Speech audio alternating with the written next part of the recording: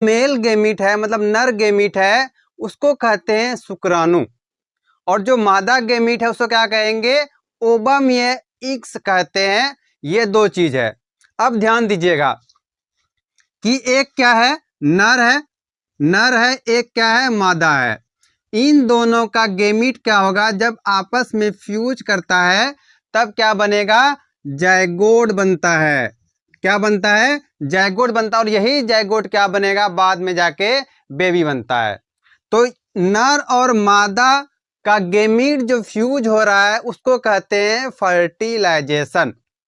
उसको क्या कहेंगे, फर्टिलाइजेशन। तो आपको समझ में आया कि नर का जो गेमीट है उसको क्या कहते हैं, शुक्राणु कहते हैं, और जो मादा का गेमीट है उसको अंडाणु कहते हैं, ये ओवम कहते हैं।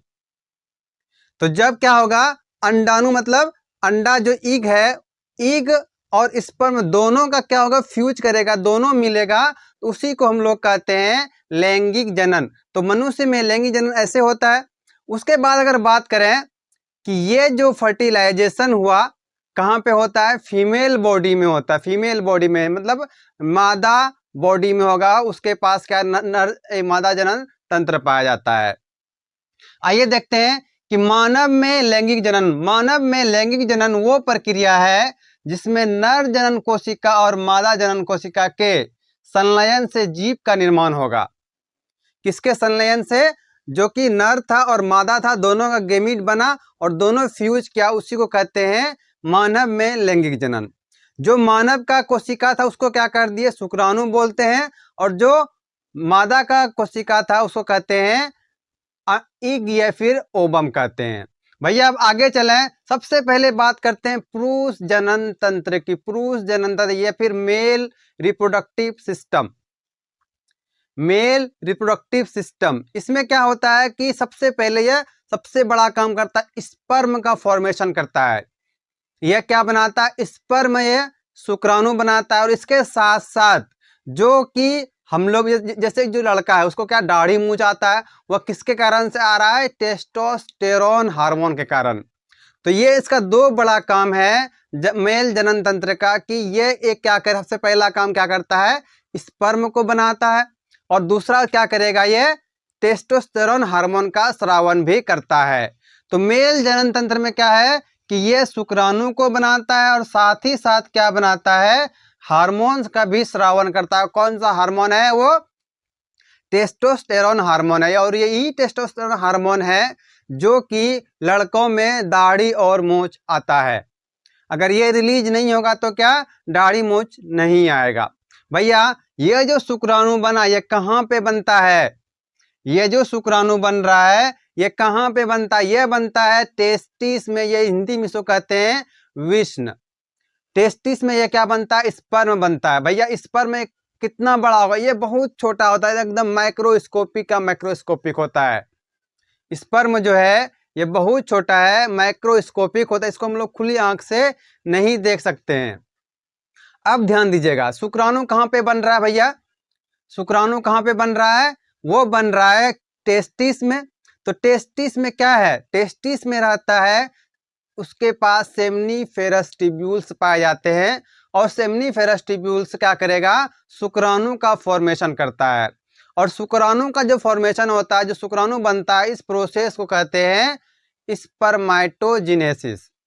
अब देखो स्पर्म बन गया, अब क्या करेगा, अब ये कहाँ जाएगा, अब ये आगे बढ़ेगा।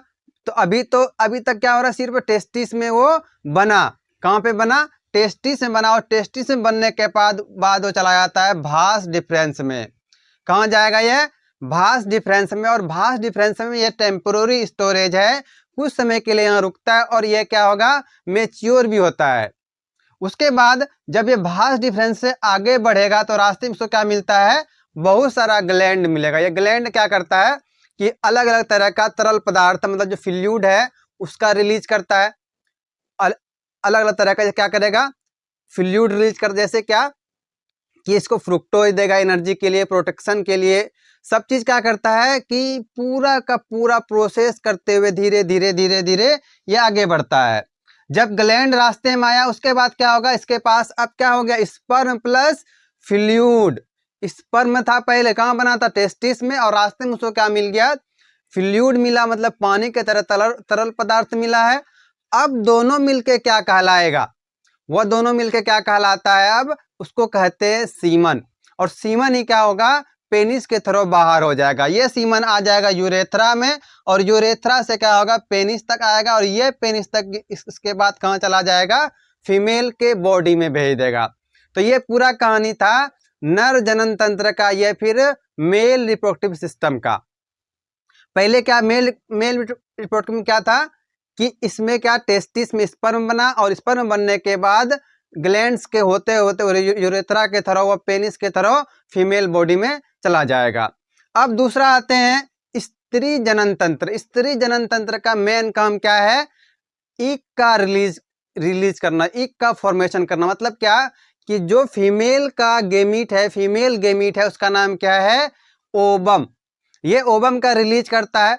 उसके साथ साथ क्या कि ओबम जो रिलीज किया, लेकिन एक कंडीशन आ जाता है कि जब स्पर्म आता है उससे फ्यूज भी करना है, उसके लिए उसको जगह भी देना है। और वो जगह कौन सा होगा, फैलोपियन ट्यूब होगा। फैलोपियन ट्यूब में जैसे ही क्या होगा, फर्टिलाइजेशन हुआ, फर्टिलाइजेशन होने के बाद वो कहाँ चला जाएगा, यूटेरस में चला जाता है।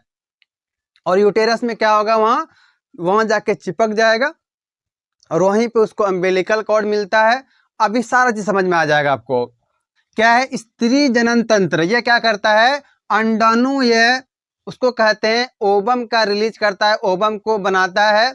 और ये महीने में सिर्फ एक ही ओबम बनता है।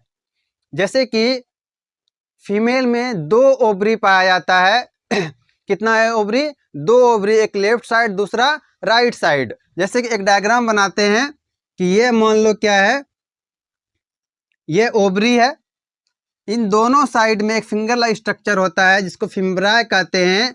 ये एक मंथ में एक ही साइड से अंडा रिलीज होगा, एक ही साइड से एग रिलीज होगा। मतलब क्या कि ये जो अंडाणु है सिर्फ और सिर्फ मंथ में एक ही रिलीज होता है। और ह्यूमन में क्या है, मनुष्य में क्या है, उसमें सॉरी मेल में रोजाना स्पर्म बनता है, लेकिन फीमेल में रोजाना एग नहीं बनेगा, सिर्फ महीने में एक ही बार रिलीज होता है। जैसे ही अंडाणु बना तो ये क्या यहाँ से इस जगह आएगा, इसको कहते हैं फैलोपियन ट्यूब। यहाँ पे अगर स्पर्म आता है तो दोनों क्या फ्यूज कर जाएगा, दोनों मिल जाएगा, और मिलने के बाद ये क्या करेगा, जायगोट बनाएगा। और जायगोट कहाँ आ जाएगा, इस जगह यूटेरस के पास। यहाँ पे क्या रहता है, यूटेरस में आके वो चिपक जाता है, और वहीं पे क्या होगा, बेबी का डेवलपमेंट होगा। तो यहाँ पे क्या हो, ये शिशु का सुरक्षा भी करता है। साथ साथ जैसे मेल में क्या था, टेस्टोस्टेरोन हार्मोन रिलीज हो रहा था, जस्ट उसी तरह से स्त्री में भी क्या होता है, एस्ट्रोजन एक हार्मोन है, और ये एस्ट्रोजन का रिलीज करता है, एस्ट्रोजन का स्रावन करता है। कौन, जो स्त्री जनन तंत्र है, ताकि दोनों का जो सेक्सुअल कैरेक्टर है वो डिफरेंस हो सके। उसके बाद अगर बात करें कि ये जो ओवरी है, ओवरी क्या किया, ओबम का निर्माण किया, ओबम को रिलीज किया। ओवरी जो है वह क्या किया, ओबम का रिलीज किया, ओबम को बनाया। उसके बाद जब ये ओबम बना तो स्पर्म से फर्टिलाइजेशन कहाँ पे होगा, वो होगा हमारे फैलोपियन ट्यूब में।